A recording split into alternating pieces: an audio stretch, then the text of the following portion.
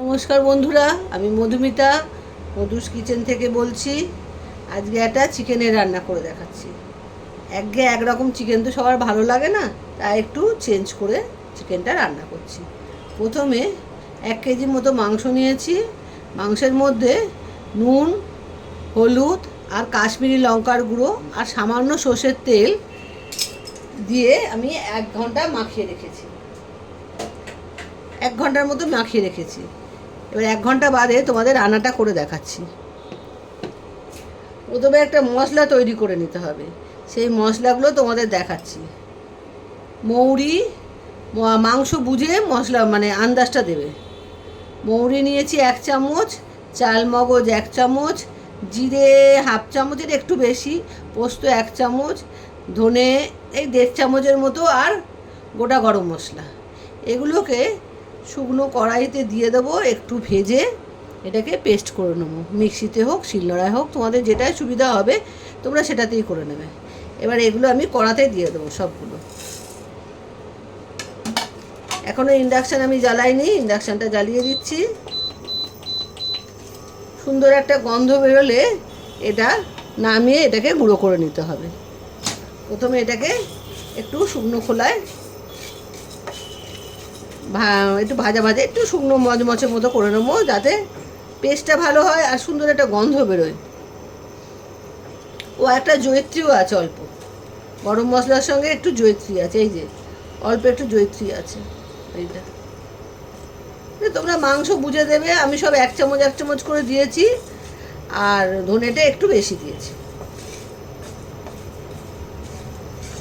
মাংস যত যেরাম নেবে সেরাম বুঝে তোমরা দেবে। এগুলো একটু খালি খোলায় নেড়ে নিয়ে এটাকে মিক্সিতে আমি পেস্ট করে নেবো। পেস্ট করে রান্নাটা আরম্ভ করব।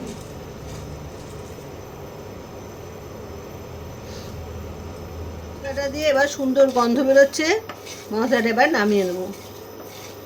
আর কিন্তু বেশি ভাজলে পুড়ে যাবে, গন্ধটা আর থাকবে না এত সুন্দর। আর যখন পেস্ট করবে সামান্য একটু নুন দিয়ে পেস্টটা করবে, তাহলে এই গন্ধটা থেকে যাবে। সেটা নামিয়ে নিয়ে ঠান্ডা করে এটাকে পেস্ট করতে হবে। আর রান্নাটা সাদা তেলে হবে।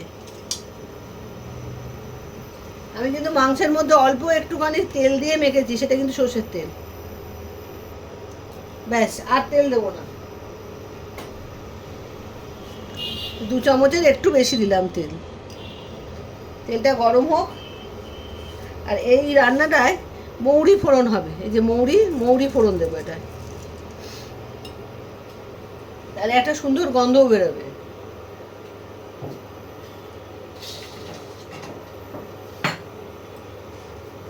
একটু গরম হোক, তারপরে তেলটা গরম হোক, তারপরে রান্না করছি।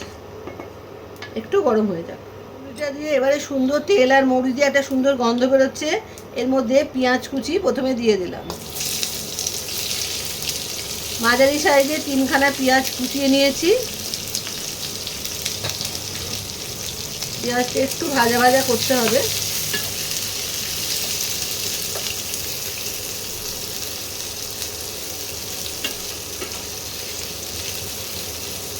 পেঁয়াজগুলো একটু ভাজা করি।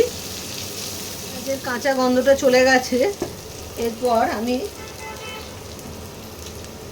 একটা বড় টমেটো কুচি করে দিয়ে দিলাম।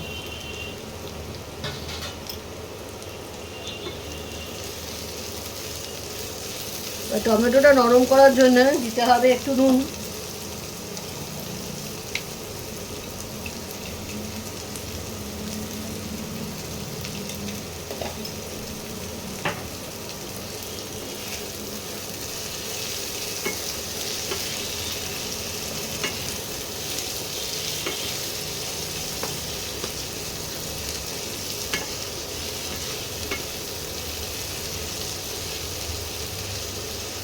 টমেটোটা একটু নরম হোক, আমি যে মশলাগুলো ভাজলাম সেই মশলাগুলো একটু পেস্ট করে নিই।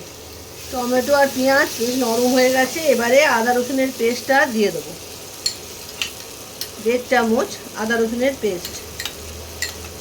যেমন আদা সেম পরিমাণেই রসুন, একসঙ্গে মিশিয়ে দিলাম।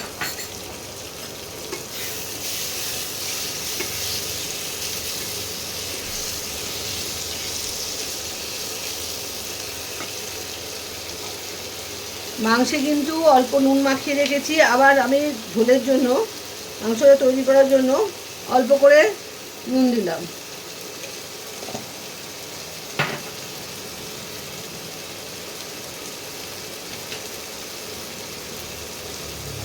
কাশ্মীরি লঙ্কার গুঁড়ো 1 চামচ দিলাম, আর ঝাল লঙ্কার গুঁড়ো তোমরা যেরকম ঝাল খাবে সেই মতো লঙ্কার গুঁড়ো দেবে। 1 চামচ দিলাম, ছোটো চামচের 1 চামচ দিলাম। এই মশলাগুলোকে একসঙ্গে কষাতে হবে।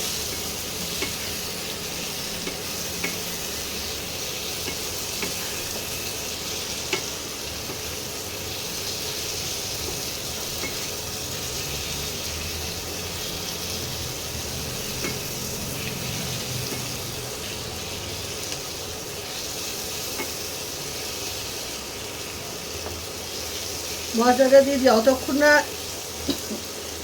তেল বেরোচ্ছে ততক্ষণ কিন্তু মশলাটা কষাতে হবে।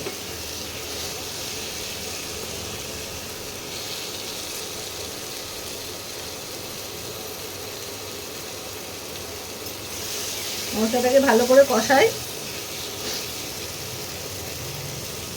সামান্য একটু জল দিলাম, মশলাটা পুড়ে যেতে পারে।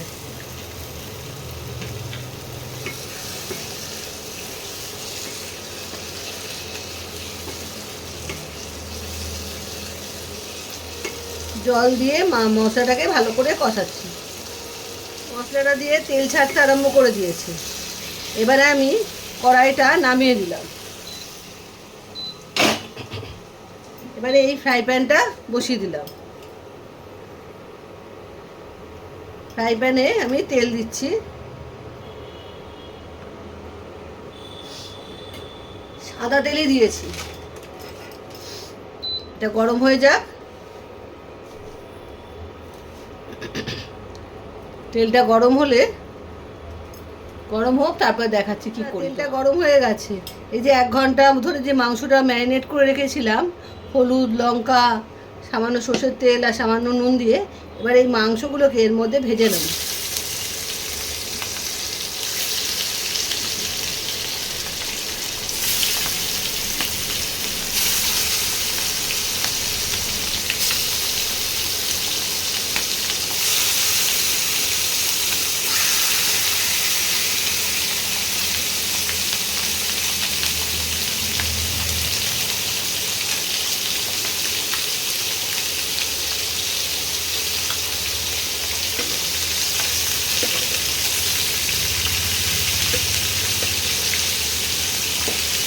এগুলোকে একটু হালকা করে ভেজে নিতে হবে।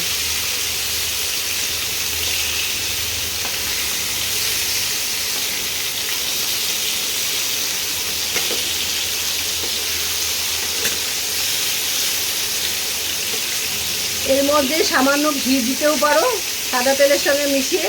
আর সবসময় তো ঘি খাওয়াটা ঠিক নয়, যেটা আমি ঘিটা দিইনি। ঘি দিলে আরও ভালো হয়, আমি ঘি দিইনি। ঘি ছাড়াও রান্না করা যায়, ঘি দিলে আরও খেতে ভালো হয়। সবসময় তো ঘিটাও ঠিক নয় শরীরের পক্ষে, ওই জন্য আমি ঘিটা দিইনি।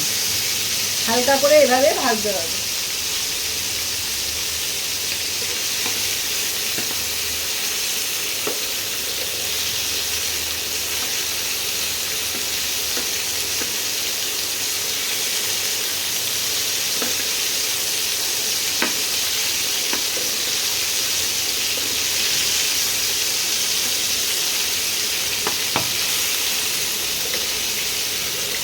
এইভাবে সব মাংসগুলো আমি ভেজে নিচ্ছি।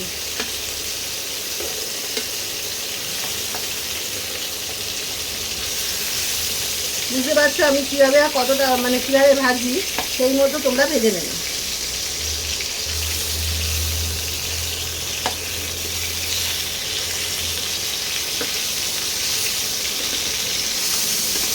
মাংসটা কিন্তু খুব সুন্দর জুসি হয় ভেতরটা, হালকা করে ভেজে নিলে দেখতে পাবে।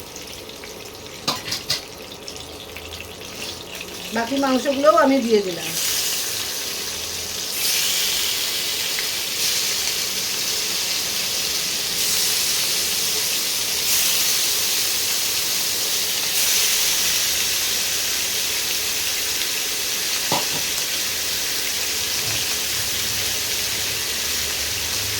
এই মাংসগুলো ভেজে নিই, ভাজা হয়ে গেছে।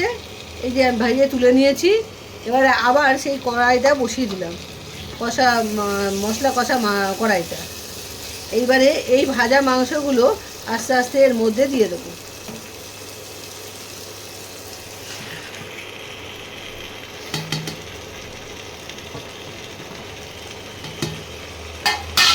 দিয়ে এবার মশলাটার সঙ্গে মাংসর সঙ্গে ভালো করে কষাবো।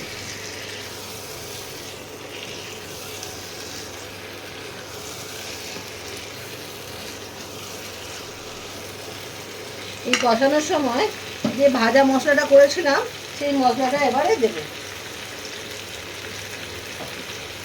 মিক্সিতে করেছি, এখন হাফ দিয়ে দেবো, অল্প রেখে দেবো, পরে দেবো নামাবার আগে। তাহলে একটা সুন্দর গন্ধ মশলার মধ্যেও থাকবে, ঝোলের মধ্যেও মানে খাওয়ার সময়ও পাবে গন্ধটা। অল্প রেখে দিলাম, বেশিরভাগটাই দিয়ে দিয়েছি। আর এই মশলাটা দিয়ে ভালো করে কষিয়ে নিই, তারপরে দেখাচ্ছি। আর 1 চামচের মতো লেবুর রস দিতে হবে, পাতি লেবুর রস।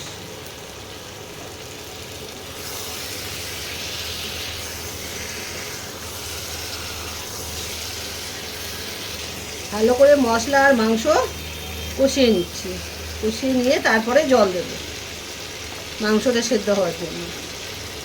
মশলা আর মাংস ভালো করে কষিয়ে নিয়েছি, এবারে জল দেবো।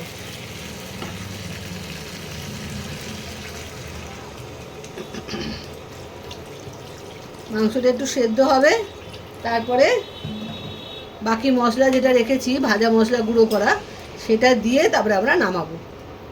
ওটা দিলে আরও সুন্দর গন্ধ বেরোবে। এবার আমি ঢাকা দিয়ে দিই, একটু সেদ্ধ হয়ে নিক।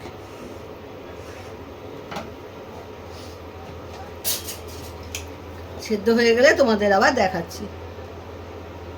10 মিনিট হয়েছে, মাংস সেদ্ধ নিশ্চয়ই হয়ে গেছে। হ্যাঁ, মাংস সেদ্ধ হয়ে গেছে। এবার বাকি মশলাটা দিয়ে আমি এবার নামিয়ে দেবো।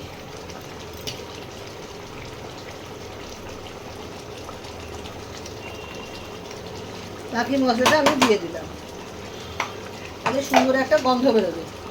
নামাবার আগে এই মশলাটা দিয়ে ভালো করে মিশিয়ে নিতে হবে।